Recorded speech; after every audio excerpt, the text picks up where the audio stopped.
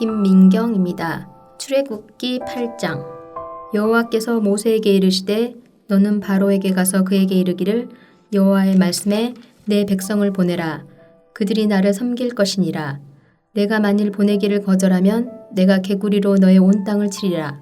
개구리가 나일강에서 무수히 생기고 올라와서 내 궁과 내 침실과 내 침상 위와 내 신하의 집과 내 백성과 내 화덕과 내 떡반죽 그릇에 들어갈 것이며 개구리가 너와 내 백성과 내 모든 신하에게 기어오르리라 하셨다 하라. 여호와께서 모세에게 이르시되 아론에게 명령하기를 내 지팡이를 잡고 내 팔을 강들과 운하들과 못 위에 펴서 개구리들이 애굽 땅에 올라오게 하라 할지니라.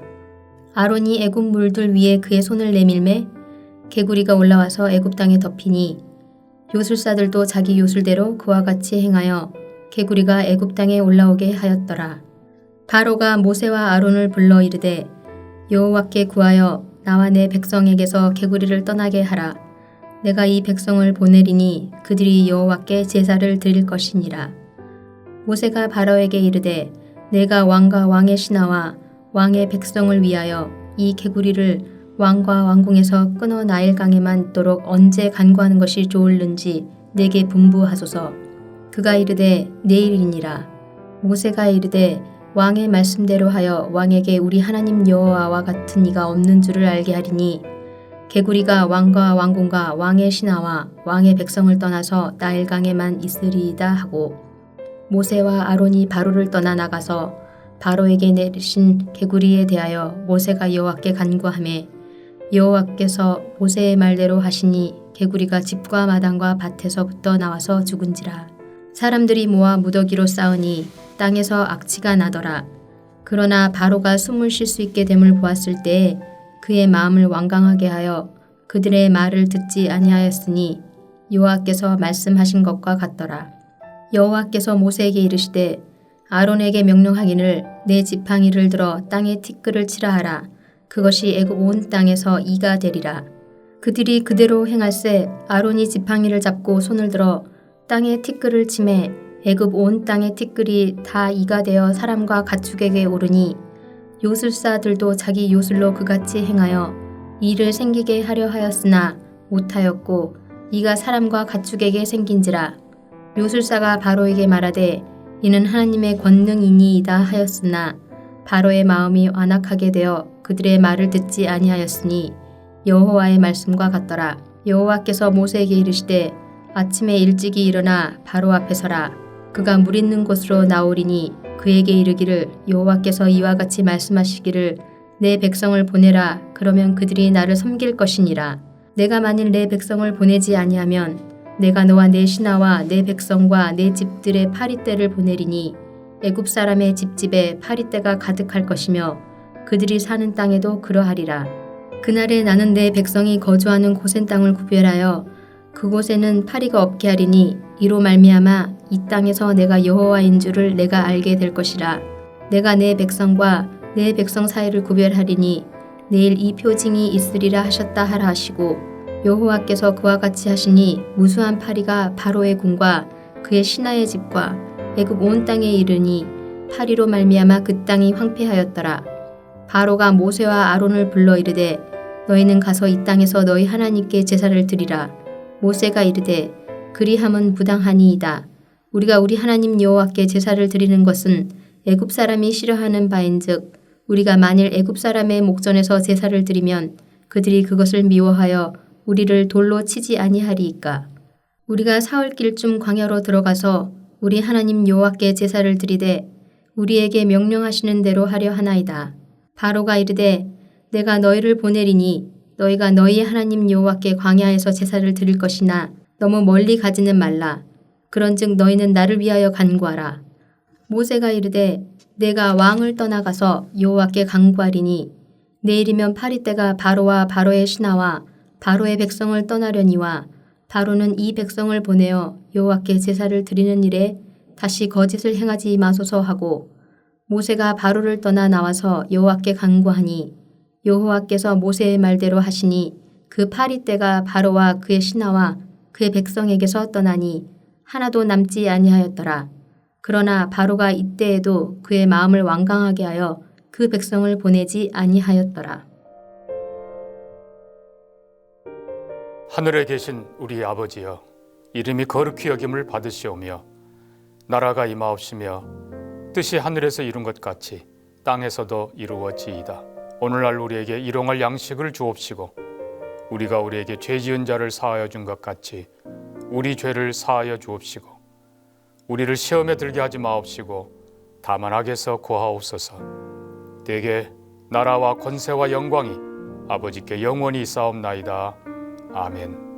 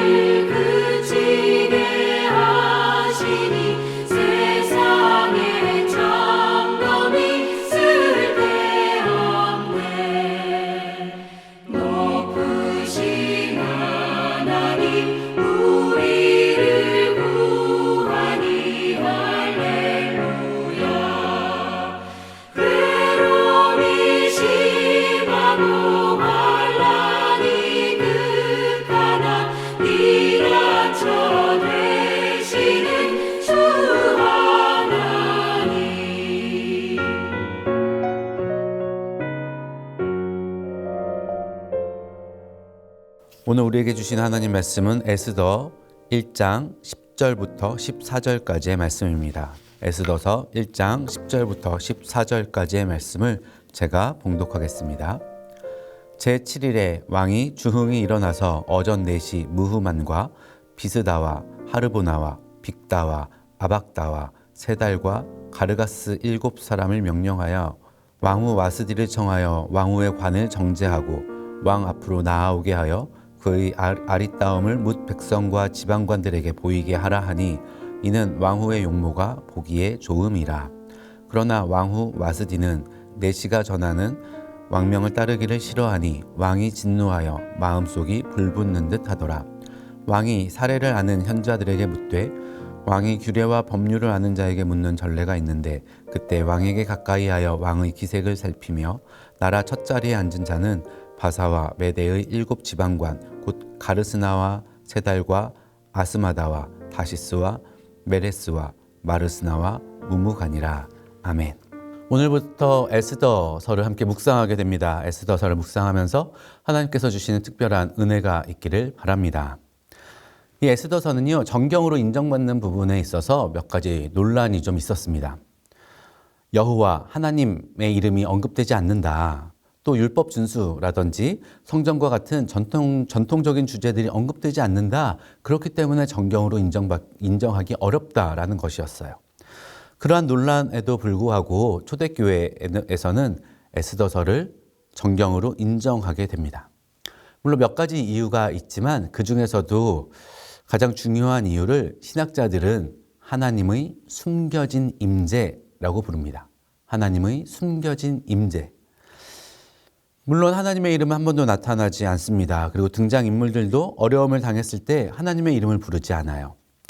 페르시아라고 하는 거대한 제국 안에서 하나님 백성들은 성전도 없이 마치 보호자도 없이 살아가는 것처럼 보입니다. 그 속에 유다 민족은 멸절될 위기까지도 겪게 될 거예요. 그러나 에스더서는 우리에게 말해주고 있습니다. 하나님은 그 이방 땅 바벨론에서도 하나님 백성을 붙들고 계십니다. 아무것도 보이지 않는 그 상황 속에서도 하나님은 하나님 백성의 왕이 되셔서 그들을 돌보고 지켜내십니다. 하나님의 보이지 않는 손이 온 역사를 움직이고 있음을 이야기하는 것이죠. 우연인 것 같습니다. 하지만 기가 막힌 타이밍에 잊혀진 것 같습니다. 그러나 결코 잊지 아니하시는 하나님의 섭리가, 하나님의 신실하심이 강하게 보여지는 것, 그것이 바로 이 에스더서라는 거예요. 그래서 에스더서를 묵상할 때에는요, 그 행간을 잘 살펴야 합니다. 겉으로 드러나는 사건들 속에는 보이지 않아요. 하나님이 무엇하고 계시는지, 하나님이 과연 개입하고 계시는지 잘 드러나지가 않습니다. 표면적으로는 보이지 않는데 깊이 들여다보고 있으면 그 사건 하나하나마다 어디 하나 빠짐없이 새겨져 있는 하나님의 지문을 발견하게 되는 것이죠. 그 하나님의 지문을 발견하는 것, 그것이 바로 에스더서를 묵상함의 가장 큰 묘미가 되곤 합니다. 보이지 않지만 우리를 보고 계시기를 쉬지 아니하시는 하나님, 전면에 드러나지는 않지만 전 역사를 다스리고 계시는 하나님을 이야기하는 이 에스더서를 통하여서 우리 모두에게 하나님이 주시는 큰 위로와 소망이 있기를 바랍니다.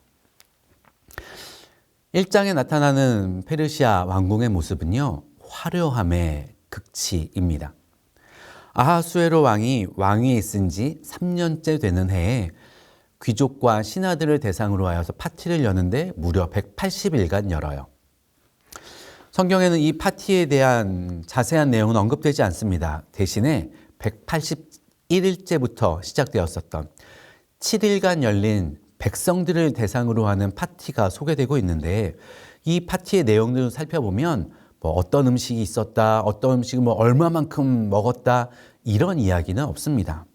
다만 인테리어가 어땠는지, 의자는 어땠는지, 음식을 담아 나오는 그 그릇과 잔들은 어떠했는지 다른 이야기들을 할 뿐이에요. 왜 그럴까요? 뭘 먹었는가 이런 거로 이야기하지 말자는 거예요. 이건 당연한 거고 더 고급스러운 주제들을 이야기하겠다는 거죠.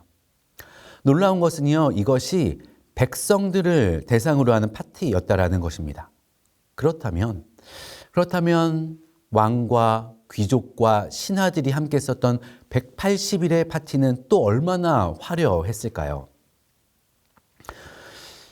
또한 이 물질적인 화려함, 물질적인 고급스러움 이외에도 문화와 법도의 고급스러움을 이야기하는데요. 마시는 것도 법도가 있어 사람으로 억지로 하지 않게 하니. 법도가 있는 거예요. 일반 백성들의 수준도 천박하지 않습니다. 그리고 왕의 곁에는 7명의 현자들이 있는데요. 그들이 가지고 있는 높은 이성과 함께 마치 유토피아를 건설하고 있는 것만 같은 그러한 장면들이에요.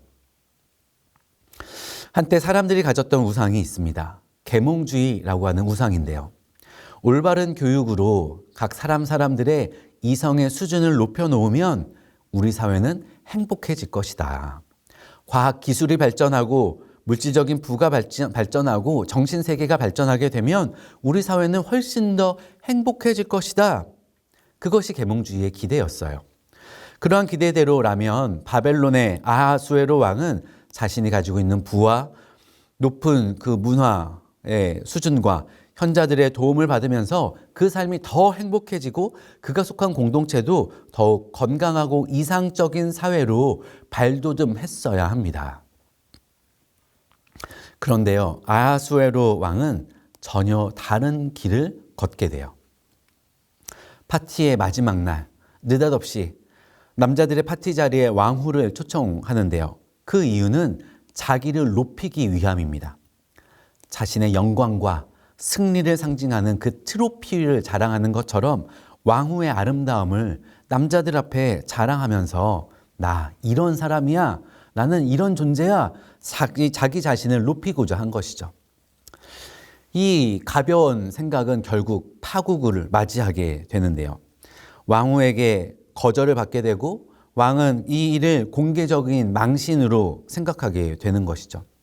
덕분에 나라의 위엄과 영광을 드러내기 위해서 시작했었던 187일의 이 기나긴 파티의 그 마지막 날, 가장 화려하고 성대한 마침표를 찍어야 하는 그날, 파티의 분위기는 엉망이 됩니다. 왕후를 폐위시키는 시끄러운 일들에 휘말리고 마는 거예요. 물론 이 사건 덕분에 에스더가 왕후의 자리에 앉게 되는 것도 사실입니다. 그러나 우리가 놓치지 말아야 할 것은요, 이 사건 속에서 아하수에로 왕이 잘못된 결정을 하게 되는 이유를 생각해 볼 필요가 있다라는 사실이에요. 그가 왜 이런 일을 겪게 되었을까요? 그 이유를 찾아보면 한 가지입니다. 10절에 이렇게 기록하고 있어요. 왕이 주흥이 일어나서 술에 취했기 때문이라는 이야기입니다. 왕에 즉위한 지 3년째에 이 파티가 시작됐거든요.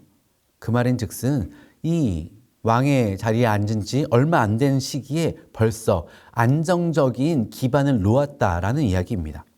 물질적인 부도 있습니다. 수준 높은 문화와 법도도 가지고 있습니다. 곁에는 7명이나 되는 현자들도 있습니다. 그러나 그렇게 많은 것들을 소유했었던, 앞으로 든든할 것이다 생각했었던 그 아하수에로가 단 하나 술에 취했을 때, 그가 가지고 있었던 모든 것들이 다 무용지물이 되어지고 엉망이 되는 것이죠.